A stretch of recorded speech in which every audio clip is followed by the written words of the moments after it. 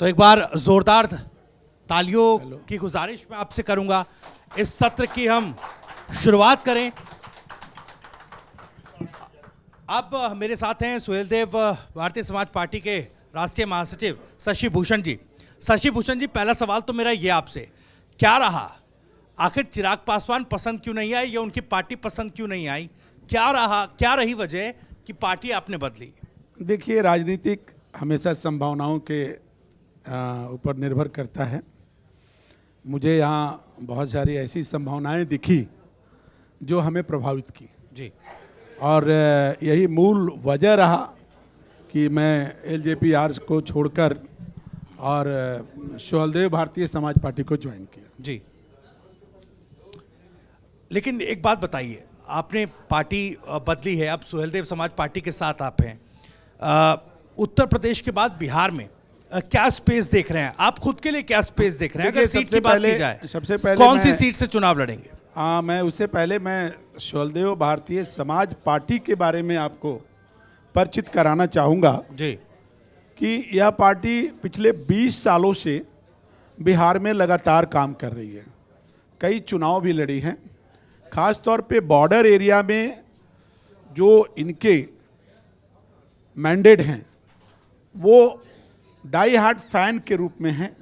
और स्थिति ये है कि आप चाहे वो पश्चिमी चंपारण, पूर्वी चंपारण, बेतिया, गोपालगंज, भोरे, कटिया, विजयपुर, औरंगाबाद, इस तमाम इलाकों में लगभग ये 300 से ज़्यादा अभी तक भारतीय समाज पार्टी ने छोटी और बड़ी रैलियां कर चुकी है। खास तौर पे 2025 की बात करें तो हमने 42 रैलियां किया और ये रैलियों की स्थिति ये थी कि मिनिमम संख्या 15,000 की थी और मैक्सिमम 50,000 की भी संख्या रही है जी। तो इससे आप अंदाज़ा लगा सकते हैं कि बिहार में हमारी क्या स्थिति है। उससे भी बड़ी बात आपको बताना चाहूँगा कि अभी हम लोगों ने 12 तारीख को एक राष्ट्रीय अधिवेशन किया था जिसमें हमारे राष्ट्रीय अध्यक्ष श्री ओम प्रकाश जी आए थे, जिनके स्वागत के लिए हम लोगों ने बेली रोड से एक रैली निकाली थी जिसमें तकरीबन हमारे लगभग 5,000 से ऊपर कार्यकर्ता थे जो पूरे बिहार प्रदेश से आए थे। और उस दिन की स्थिति ये थी कि लगभग इनकम टैक्स गोलंबर से लेकर और रविंद्र भवन तक अंदर और बाहर काफ़ी भीड़ थी। तो ये जो लोग भी आए थे बिहार के कोने कोने से, वो सब हमारे पार्टी के समर्थक थे जी। और उन्हें सिर्फ सूचना दी गई थी, कुछ को आने का सिर्फ साधन दिया गया था। बाकी लोग अपने अपने घरों से ताला मार कर अपनी व्यवस्था करके और ये लोग राष्ट्रीय सम्मेलन में शामिल हुए थे और शाम तक सब लोग डटे रहे। तो बिहार में हमारी स्थिति बहुत मजबूत है।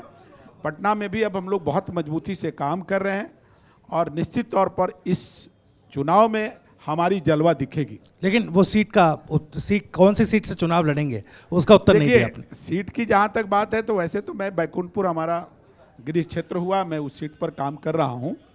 लेकिन अगर चुनाव की बात आई और हमारे शीर्ष नेता जो भी तय करेंगे वो हमें मंजूर होगा। जी।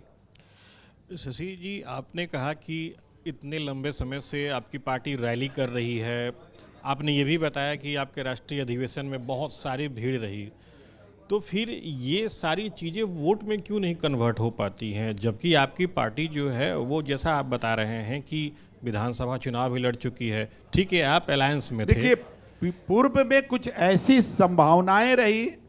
आजकल तो जानते हैं कि पार्टियां गठबंधन में ही चुनाव ज़्यादातर लड़ रही हैं। गठबंधन में भी बहुत जल्दी कुछ निर्णय लिया गया, कुछ त्रुटियां हुई है जिससे अभी तक हम विधानसभा तक पहुंच नहीं पाए हैं। लेकिन इस बार जितनी हमने मेहनत किया है और हमको बल्कि एनडीए में एक रिपोर्ट मांगी गई थी, इसमें बोला गया था कि आखिर आप किन किन जगहों पर मजबूत स्थिति में हैं उसके बारे में एक लिस्ट दीजिए। तो हम लोगों ने 29 जगह का लिस्ट दिया है जिसमें बूथ स्तर पर, जमीनी स्तर पर जो हमने काम किया है वो सारी डिटेल दिया है। और इस बार निश्चित तौर पे चुनाव में मेरी बहुत मजबूत प्रदर्शन रहेगी और हम एनडीए के गठबंधन में चुनाव लड़ने जा रहे हैं, इसकी हमें संभावना है।